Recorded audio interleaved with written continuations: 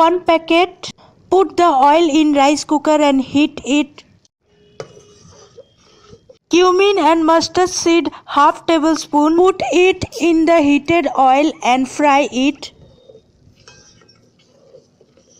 After frying the seeds, it will be of this type.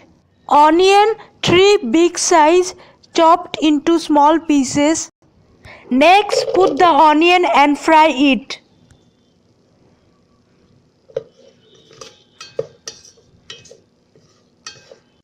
As you can see, the color starts to change, but keep in mind, don't deep fry it. Green chilli 1 tablespoon. Mix the chilli with fried onion. Salt according to your need. Mix the salt. Turmeric and red chili powder half tablespoon.